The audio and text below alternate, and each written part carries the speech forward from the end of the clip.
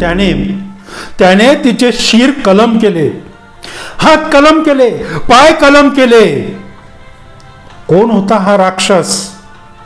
कोण होता आणि कोण होती ती? ते पाहायचंय आपल्याला आता. मित्र हो, तिचे शिर, तिचे हात आणि पाय कलम होताना ती ज्या मरण यातना भोगत होती ना, त्या अतिशय भयानक होत्या. अतिशय भयानक असं दृश्य होतं हे. अतिशय भयानक अशी ही घटना होती. ही घटना नेमकी कुठे घडली, कशी घडली, कोण होता हा राक्षस आणि कोण होती ही, ते आपल्याला आता पुढे पाहायचंय. चला बघूया. मित्र हो, नमस्कार. मी दिलीप थोरात आणि आपण पाहतात माझे दिलीप थोरात ब्लॉग्स हे यूट्यूब चॅनेल. मित्र हो, आज मरण म्हणजे काय रे भाऊ या सदरामध्ये चौरंग, छत्रपती शिवाजी महाराजांच्या काळातला हा शब्द मी वापरतोय. चौरंग ही सत्य घटना आज आपण पाहणार आहोत. एका स्त्रीचा एका पुरुषाने कसा चौरंग केला ते आता आपण पाहणार आहोत. चला बघूया. मित्र हो, ही सत्य घटना आहे पुण्यातील शिवाजीनगर येथील. काय झालं की वडिलोपार्जित प्रॉपर्टीसाठी हिंदू वारसा कायद्याप्रमाणे 2005 प्रमाणे या कायद्यामध्ये दुरुस्ती केली गेली आणि या दुरुस्तीमध्ये वडिलोपार्जित प्रॉपर्टीमध्ये मुलींनाही हक्क प्राप्त झाला. आणि मित्र हो, तेव्हापासून हे जे काही भाऊ मंडळी आहेत या भाऊ मंडळींचा इगो दुखावला गेला. कारण या कायद्यात दुरुस्ती झाल्यानंतर बहिणी आपल्या वडिलोपार्जित प्रॉपर्टीमध्ये हिस्सा मागू लागल्या आणि आमचे जे काही समाजात वावरणारे या बहिणींचे भाऊ आहेत हे भाऊ दुखावले गेले, यांचा युगो दुखावला गेला. आत्तापर्यंत चालत आलेली प्रॉपर्टी वाटपाची जी परंपरा होती या परंपरेला कुठंतरी छेद दिला गेला आणि या छेदामुळं हे आमचे भाऊ जरा गडबडू लागले आणि त्यामुळं अनेक प्रॉब्लेम निर्माण झाले, अनेक घटना घडू लागल्या. कशा त्या बघूया आता पुढे.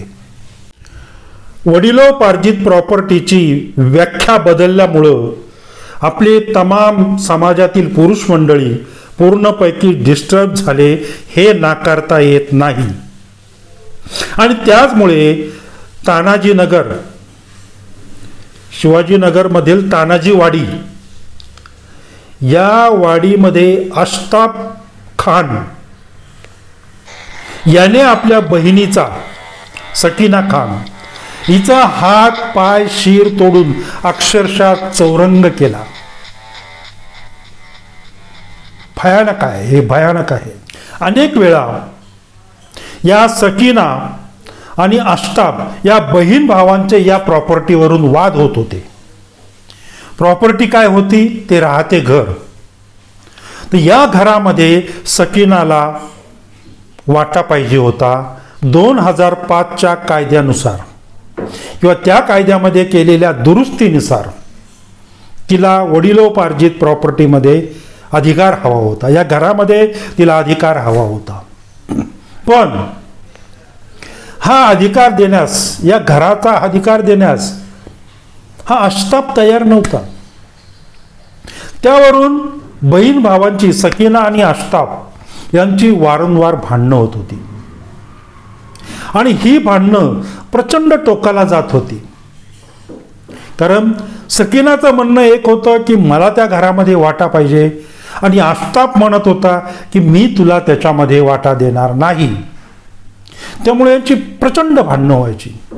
आणि मित्र हो, 23 ऑगस्ट 2024 रोजी यांची ही भांडणं अगदी विकोपाला गेली, टोकाला गेली, शिवीगाळ झाली, धराधरी झाली, इथपर्यंत ही भांडणं गेली. कारण यावेळी सकीना ही हट्टाला पेटली होती की या प्रॉपर्टीमध्ये मी वाटा घेणार म्हणजे घेणार. त्यामुळं या दोन बहीण भावांची प्रचंड टोकाची भांडणं झाली. काय झालं भांडणाचं, कशामध्ये रूपांतर झालं या भांडणांचं, बघूया पुढे. त्यामुळे सकीनाला प्रॉपर्टी द्यायची नाही हे अष्टाप आणि त्याची बायको हमीदा यांनी पक्के ठरवलं होतं. आणि यासाठी, या गोष्टीसाठी ते कुठल्याही थराला जायला तयार होते.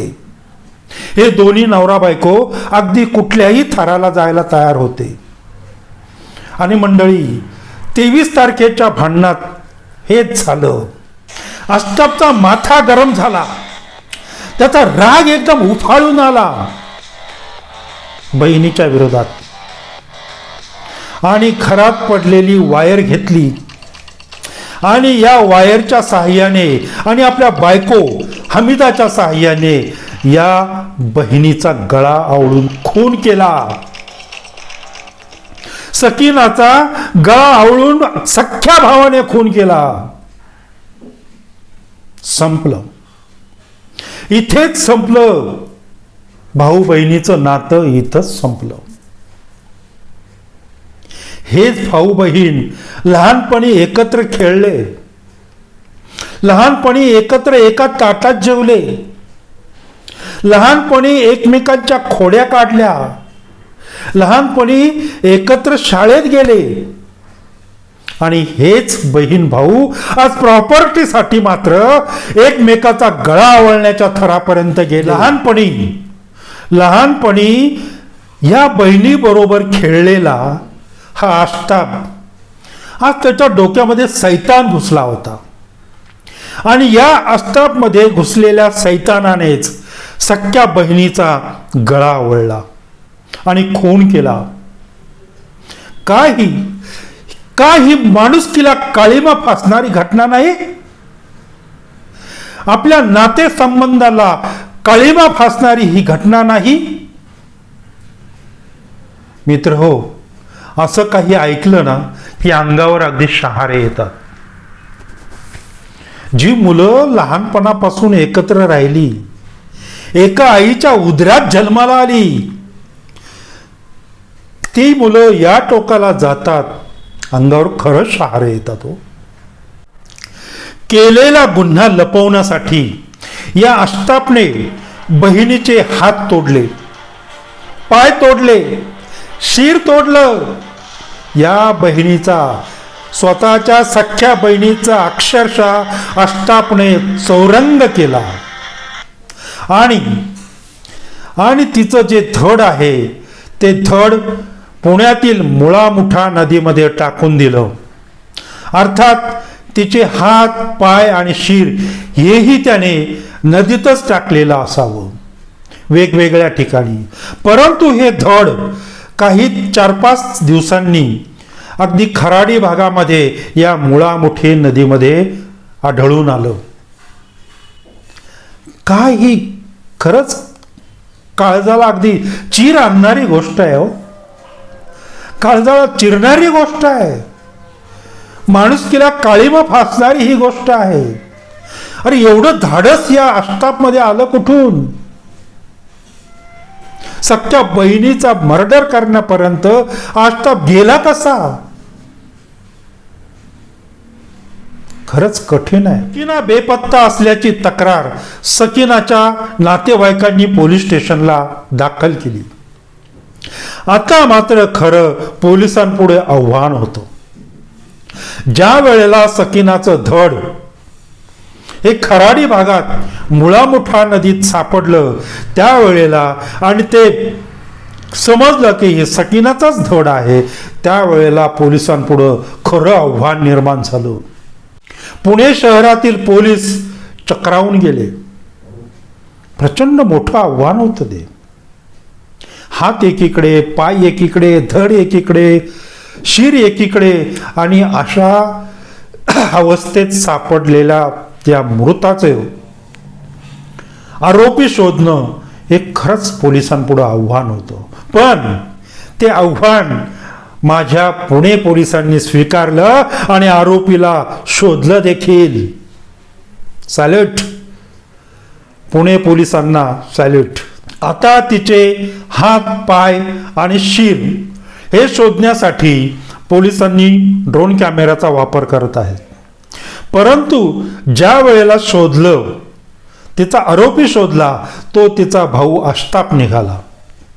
आष्टापला चौकशीसाठी पोलिसांनी सहजच पोलीस स्टेशनला बोलवलं. चौकशी केली. आष्टाप म्हटला बहीण गावी गेली. अगदी तो पोलिसांना गंडवत होता. आणि हे पोलीस इतके चाणाक्ष असतात की त्यांनी बरोबर आष्टापच्या डोळ्यात पाहून खरं काय आहे आणि खोटं काय आहे, तो खरं बोलतोय की खोटं बोलतोय, हे पोलिसांनी ओळखलं होतं. आष्टाप शांत होता आणि पोलीसही शांत होते. पोलिसांनी एक गरम गरम चहा आष्टापला पाजला आणि पुन्हा विचारलं की बाबा रे, बहीण नक्की सांग कुठे गेलेली आहे? हा म्हटला गावी गेलेली आहे. आणि मग शेवटी पोलिसांचा संयम सुटला.